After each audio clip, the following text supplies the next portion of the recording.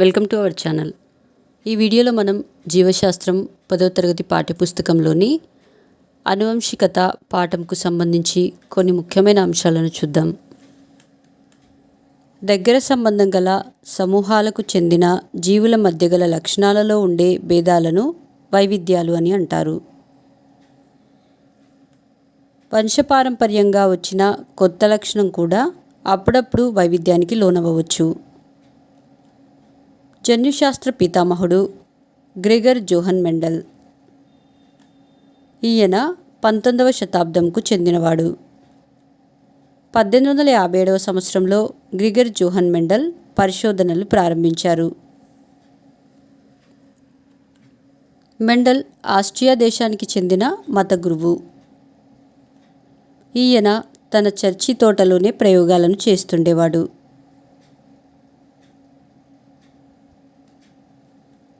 Mendel 7 సంవత్సరాలు కృషి చేసి తన సుదీర్ఘ ప్రయోగాల సమాచారాన్ని, పరిశోధన సారాన్ని క్షుణ్ణంగా వివరిస్తూ వ్యాసంగా ప్రచురించాడు. ఈయన 34 రకాలకు చెందిన 10,000 బఠానీ మొక్కలపై అధ్యయనం చేశాడు. బఠానీ మొక్కలను జాగ్రత్తగా పరిశీలిస్తే ఒక మొక్క ఎన్నో లక్షణాలలో మిగతా వాటికన్నా వేరుగా ఉండటాన్ని మెండల్ గుర్తించాడు. మెండల్ 7 జతల వ్యతిరేక లక్షణాలు గల బఠానీ మొక్కలను తన అధ్యయనం కోసం ఎన్నుకున్నాడు. జీవుల విశిష్ట లక్షణాలు లక్షణాంశాలుగా బహిర్గతమవుతాయని, ఎల్లప్పుడూ ఒక లక్షణానికి కారణమైన ఒక జత కారకాలను కలిగి ఉంటాయని మెండల్ పరికల్పన చేశాడు. మెండల్ చేసిన ప్రయోగాలకు ఉదాహరణలు: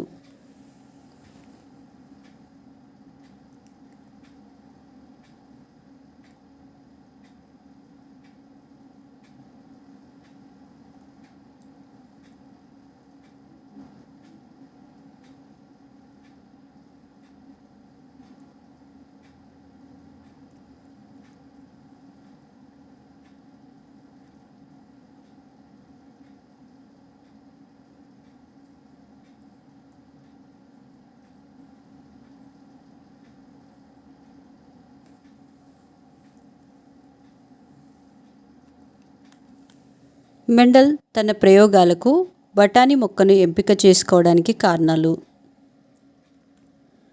స్పష్టమైన లక్షణాలు కలిగి ఉండడం, ద్విలింగ పుష్పాలు కలిగి ఉండడం, ఆత్మపరాగ సంపర్కం జరపడం, సంకరీకరణానికి అనువుగా ఉండడం,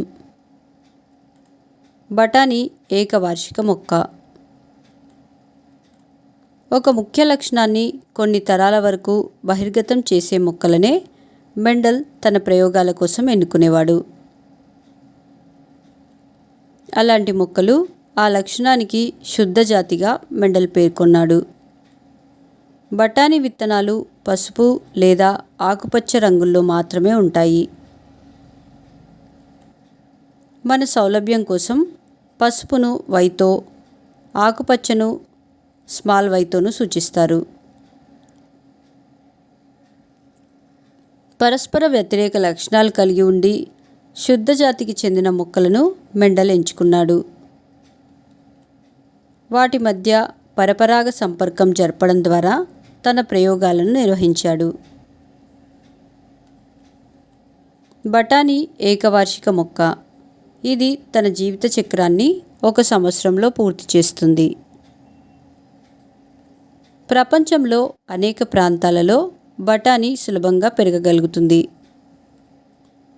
క్రీస్తు శకం 2000 సంవత్సరంలో ఆఫ్ఘనిస్తాన్లో బఠానీ ఉన్నట్లుగా చారిత్రక ఆధారాలు ఉన్నాయి.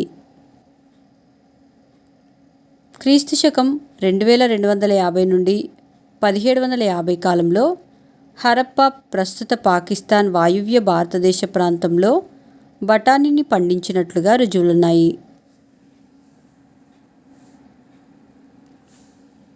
గంగానది పరివాహిక ప్రాంతంలోని దక్షిణ భారతదేశంలో బఠానీ పంట పండించేవారు.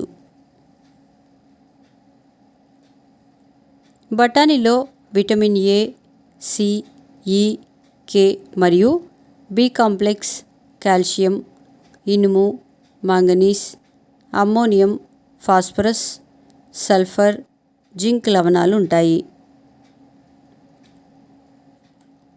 పసుపు ఆకుపచ్చ విత్తనాలను శుద్ధ జాతుల బఠానీల మొక్కల మొదటి తరం లేదా F1 తరంలో పరపరాగ సంపర్కం చేయగా మొక్కలన్నీ పసుపు రంగు విత్తనాలనే కలిగి ఉన్నాయి.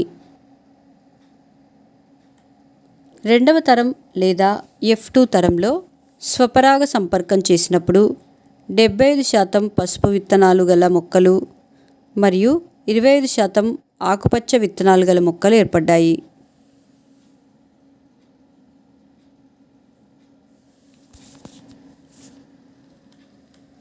మూడవ తరం లేదా F3 తరంలో స్వపరాగ సంపర్కం చేసినప్పుడు 25% మొక్కలు పూర్తిగా పసుపు విత్తనాలను మాత్రమే ఉత్పత్తి చేయగా 50% పసుపు రంగు విత్తనాలను, 25% ఆకుపచ్చ విత్తనాలను ఉత్పత్తి చేయగలిగాయి.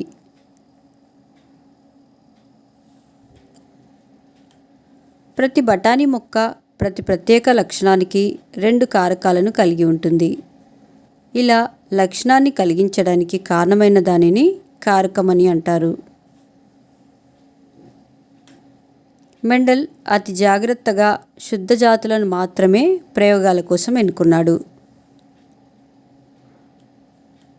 మన సౌలభ్యం కోసం పసుపును క్యాపిటల్ వైతోనూ, ఆకుపచ్చను స్మాల్ వైతోనూ సూచిస్తారు. F1 తరంలో అన్ని విత్తనాలు పసుపు రంగులోనే ఉంటాయి. వాటిని నాటితే 75% పసుపు విత్తనాలను ఇవ్వగా 25% మొక్కలు ఆకుపచ్చ మొక్కలను ఉత్పత్తి చేస్తాయి. కనుక బయటకు కనిపించే లక్షణాన్ని దృశ్యరూపంగాను, ఆ నిష్పత్తిని దృశ్యరూప నిష్పత్తిగాను పిలుస్తారు. దృశ్యరూప నిష్పత్తి 3:1.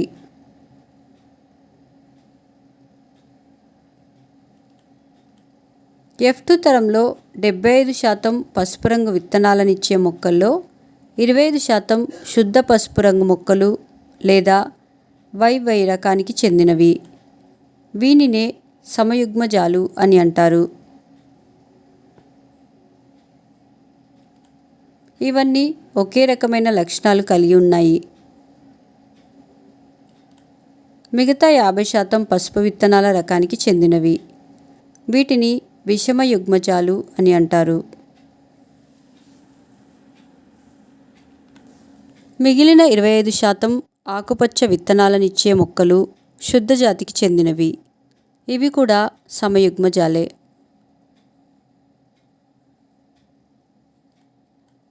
బఠానీ మొక్కలు ప్రదర్శించే స్వరూప స్వభావాలను సంభావ్యతా క్రమాన్ని YY అక్షరాలతో సూచిస్తున్నాం. జీవి యొక్క జన్యు సంఘటనను జన్యురూపమని అంటారు. జన్యురూప నిష్పత్తి 1:2:1.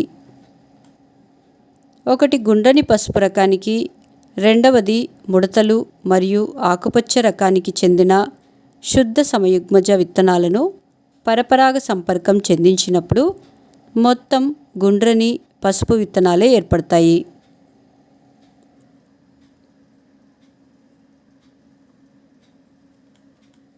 వీటిని ఆత్మపరాగం చెందించినప్పుడు గుండ్రని పసుపు విత్తనాలు కొన్ని, గుండ్రని మరియు ఆకుపచ్చ విత్తనాలు కొన్ని, ముడతలు గల ఆకుపచ్చని విత్తనాలు కొన్ని ఏర్పడతాయి. ఒక లక్షణానికి కారణమైన 2 కారకాలు ఉన్నా వాటిలో ఒకటి మాత్రమే సంతతిలో బహిర్గతం అవుతుంది, మరొకటి అంతర్గతంగా ఉంటుందని మెండల్ విశదీకరించాడు. దీనినే బహిర్గతత్వ సూత్రం అని అంటారు.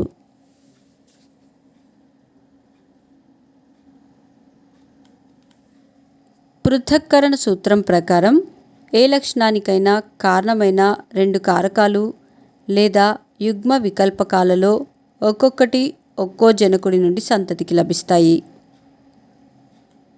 అయితే జనకుల యుగ్మ వికల్పకాలలో ఏదో ఒక కారకం యథేచ్ఛగా సంతతికి అందించడం జరుగుతుంది. దీనినే పృథక్కరణ సూత్రం అని అంటారు.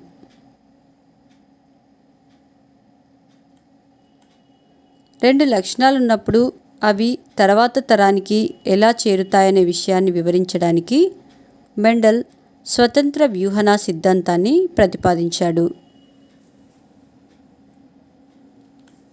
ఒక తరం నుండి మరొక తరానికి వ్యాప్తి చెందే లక్షణాలను ఆనువంశిక లక్షణాలంటారు. తల్లిదండ్రుల నుండి పిల్లలకు సంక్రమించే ఇలాంటి లక్షణాలనే మనం ఆనువంశిక లక్షణాలు లేదా ఆనువంశిక గుణాలు అని అంటారు. అలాగే విత్తనాల రంగు, విత్తన కవచం, కాండం పొడవు మొదలగునవి కూడా ఆనువంశిక లక్షణాలేనని మెండల్ అభిప్రాయం.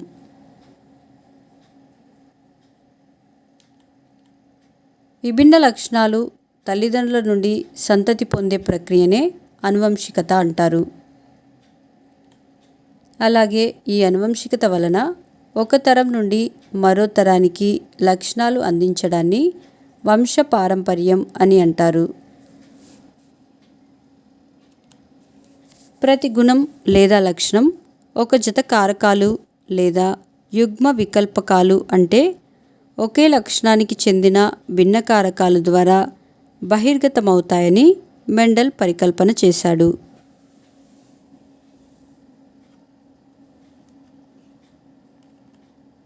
ప్రస్తుతం ఆ కారకాలనే జన్యువులు అని అంటున్నాము. మా నెక్స్ట్ వీడియోస్ యొక్క నోటిఫికేషన్ మీకు రావాలంటే మా ఛానల్ను సబ్స్క్రైబ్ చేసి బెల్ బటన్ నొక్కగలరు. అలాగే మా వీడియోస్ని లైక్ చేసి షేర్ చేయగలరు.